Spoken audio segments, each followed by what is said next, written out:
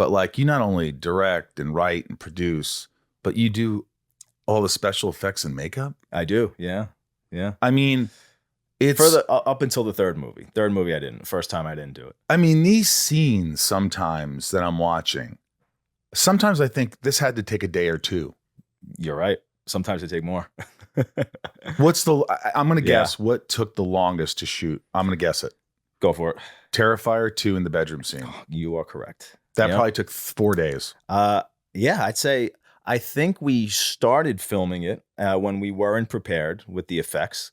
And I remember shooting the scene, and it was intended to be the big scene in the movie, the big kill set piece. Man. Because we made the first movie was, whatever you want to call it, notorious for that hacksaw scene. Yeah. So I knew now going in, we have to kind of try and rival that or do something as cool. So there were so many issues making part 2. I tried to get a makeup crew to help me, but they bailed out, and then we were all kind of prepped to start shooting. So we kind of just had to jump in and figure it out as we were going. So when we got to that scene, we just weren't ready for it. And I remember being so disappointed as it's happening. None of the effects are working, and I'm just by the monitor. And I pulled my producer over and a couple of other people. I'm like, freaking out? Not freaking out, but just saying, we're going to have to come back and get inserts and figure this out, because this is not up to snuff. That scene blew me away, though. Oh, thank you, man. Blew me away. It just was relentless. It didn't stop, and it was like, you went everywhere. Yeah. Like, I guarantee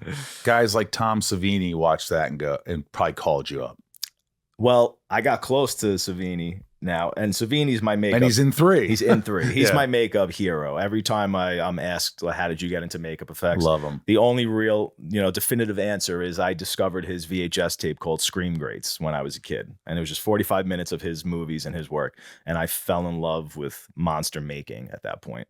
So every time I'm making a movie, I'm paying homage in some way to him or his work. Yeah. When you're writing, do you sort of think, right. I just want to get to the horror. I just want to get to the scenes. I mean, at first, like, I just want to get to the bread and butter. Not necessarily, because I also don't write in like a linear way. So I'll just if I feel like writing the ending, I'll write the end. Or if I have, if I have a note, in notes or whatever, now I use on my phone, I'll have all the breakdown, all the beats. I want this scene. I want this interaction with Arthur Clown and somebody, this kind of kill scene. And it might not have anything to do with the movie yet, but I know I have to weave it into the story somehow if I'm in love with that set piece.